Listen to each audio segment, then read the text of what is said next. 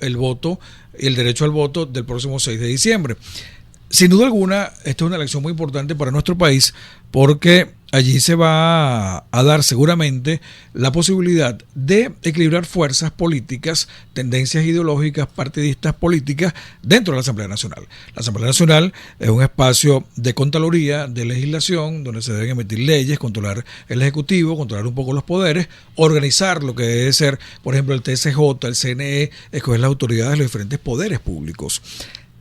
Además de llamar al voto para el 6 de diciembre, ¿qué propuestas tienen ustedes, por ejemplo, para, ya que no tienen candidatos dentro de sus filas a diputados de la Asamblea, tienen algún tipo de propuestas que han recogido con la gente a través de asambleas para quienes ocupen esos cargos de diputados a la Asamblea Nacional?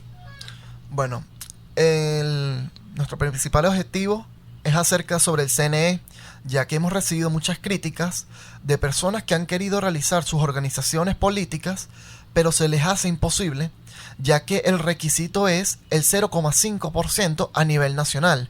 Imagínense un grupo minúsculo de personas que quieran hacer un pequeño cambio para recoger el 0,5%, que serían esencialmente aproximadamente 25.000 personas, se le hace imposible, tanto en recursos económicos como en recursos humanos.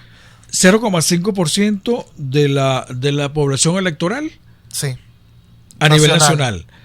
¿Que es alrededor de cuántas personas me dijiste? Aproximadamente 25.000 personas. Que debes tener tú las firmas de ellos registradas para poder inscribir a un partido político. Tiene que tener la firma, la huella, dirección. Eso está dentro de la privacidad de la persona. Tú no le puedes a una persona pedir la dirección habitacional si vas a pedir la construcción de un partido político, ya que la persona se siente afectada y no te da la información. Es como una trampa para que tú no puedas crear tu partido político. Como una barrera. Como una barrera. Como una dificultad para no permitir la libre participación. Sabes que no es el único caso, hay otros casos también. De hecho, hay un grupo que se llama Marea Socialista que provienen del chavismo, se separaron de él y me llama la atención porque justamente escuchando una entrevista en estos días con Nick Evans, él decía que no les permitieron registrar el nombre de ese partido porque decían que era una frase, que Marea Socialista era una frase, por eso no se lo permiten registrar. Él decía, bueno, pero es que hay otros partidos, Un Nuevo Tiempo es una frase, y lo pudieron registrar, y así otros, Patria para Todos. Entonces, hay, como tú dices, una cantidad de trabas que pareciera más bien que está en contra de la libre participación política, en este caso en el país. Ustedes, como grupo emergente, tienes toda la razón, nadie arranca un movimiento con 25.000 firmas. Ojalá existieran muchos movimientos con esa cantidad de personas inscritas y en un censo que el CNE exige como requisito para poderlos inscribir. Sin embargo, ustedes van a avanzar y yo estoy seguro que sí van a poder hacerlo, sobre todo si se hace una verdadera transformación en la correlación de fuerzas, por ejemplo, en la Asamblea Nacional. Hay cosas que se pueden corregir, hay cosas que a través de reglamentos, a través de modificaciones o enmiendas se pueden lograr. Sin embargo, entiendo que ustedes mantienen el ánimo de la participación y tienen unas metas más o menos claras. En este caso, lograr la participación en el voto para el 6 de diciembre, tal vez para el próximo año, darnos a conocer un poco más, constituirse ya como partido político y ofrecer pues otro tipo de servicios y propuestas políticas al país. ¿Cuál es el siguiente paso? Muy bien. Antes de dar el siguiente paso, también nosotros teníamos otra propuesta para el CNE, para la Asamblea Nacional. El territorio nacional, nosotros nos enfocamos únicamente en la Guyana Esequiba, que se tiene que hacer un trabajo para recuperar ese territorio, pero también nos olvidamos que en el Brasil también nos ha quitado territorio, que Colombia nos ha quitado territorio, y eso fue bajo gobiernos que fueron muy poco cooperantes para el ideal nacional. Se cedieron esos territorios, lo cual aún Venezuela paga las consecuencias de que no se le puede sacar el fruto de las riquezas naturales. Nosotros, dentro del movimiento conservador venezolano, también estamos exigiendo al gobierno nacional que pida a gobiernos como el de Colombia y de Brasil los territorios que se nos han sido quitados durante el siglo XX. Nuestro siguiente paso sería ir a las comunidades, ayudar, traer conciencia nacional, porque más que el populismo, más que poner un candidato, más que tener un alcalde, lo que queremos traer es ese amor, ese de que no ensucies las calles, de que si sacas a tu perro y hace una necesidad, tú lo puedes recoger, para que así Venezuela poco a poco vaya cambiando. Luego nosotros vamos para las alcaldías, porque aquí los partidos políticos se dan del populismo, que van a los barrios únicamente cuando hay elecciones. Van y besan a un niño, abrazan a una señora mayor, y luego cuando ya tienen la candidatura ganada, asegurada, no se acercan al pueblo. Y cuando ganan menos. Ahora, ¿quién nos acompaña? Alejandro Zapata. Estamos conversando con Alejandro Zapata, un joven estudiante de Derecho de la Universidad Católica Santa Rosa, quien dirige el Movimiento Conservador Venezolano. Eres el secretario general de este movimiento, ¿no? Nacional, secretario nacional de este movimiento. Bien, ¿quién los acompaña? ¿Quién los asesora? Porque siempre, por supuesto, que vemos un grupo de jóvenes que tienen las ganas, tienen el impulso, tienen el tiempo. Siempre se apoyan algunos asesores que les dan ideas, que les dicen más o menos cómo son las cosas, sobre todo cómo fue la Venezuela antes.